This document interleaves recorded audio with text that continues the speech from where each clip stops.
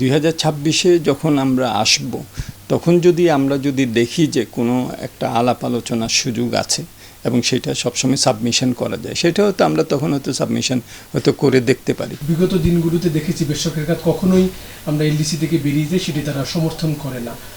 বেসরকারি খাত কি মনে করে কিনা যে আসলে তারা প্রতিযোগিতায় থেকে আসলে মুনাফা অর্জন করতে চায় না, প্রতিযোগিতার বাইরে থেকে তারা সহজে মুনাফা অর্জন করতে চায়, এরকম কি মনে হয়? না, আমার মনে হয় যে আমাদের ব্যক্তিখাত তো মার্কিন বাজারে তো শূন্য শুল্ক সুবিধা পায়নি, যেটা অন্যান্য মূল বাজারগুলিতে পেয়েছে।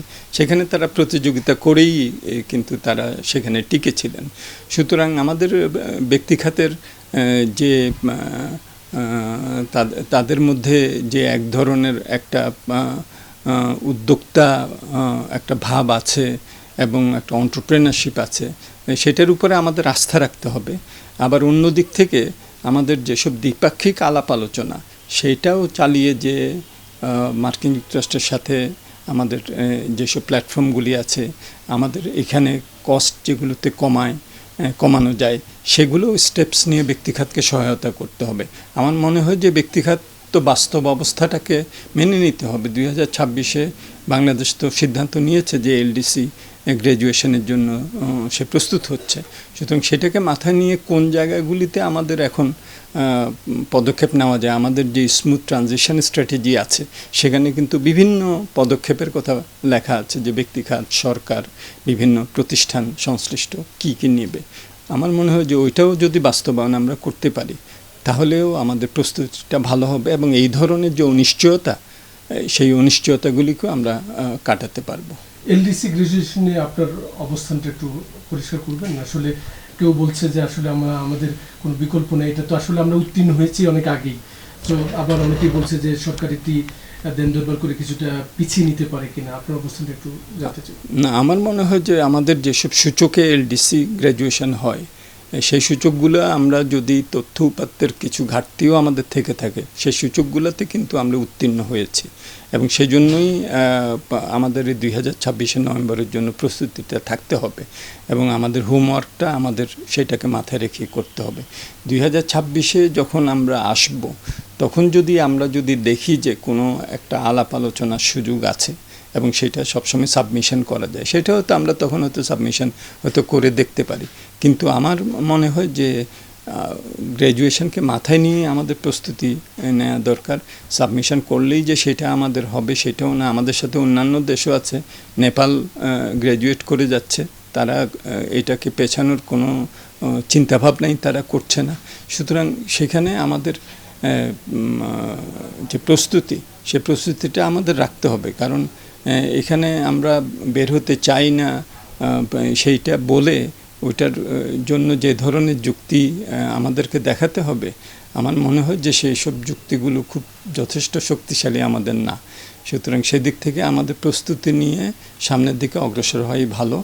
26 নভেম্বরের আগে যদি আমরা কোনো একটা সাবমিশন করে দেখতে চাই যে কী অবস্থা, সেটা তো বাংলাদেশ সবসময় করতে পারে, কিন্তু হঠাৎ করে একটা বড় পরিবর্তনের মধ্যে যাওয়ার চেয়ে প্রস্তুতিটা রাখা ভালো। আর দ্বিতীয় যেটা আমি বলবো, এই যে আমাদের যেসব প্রস্তুতির কথা বলছি, এগুলো কিন্তু আমরা গ্র্যাজুয়েশনের করি না করি এগুলো আমাদেরকে দরকার না। আমাদের লজিস্টিক্স পলিসি বাস্তবায়ন করা দরকার, আমাদের পোর্টে টার্ন অ্যারাউন্ড টাইম আমাদের কমানোর দরকার, আমাদের সিঙ্গেল উইন্ডো করা দরকার।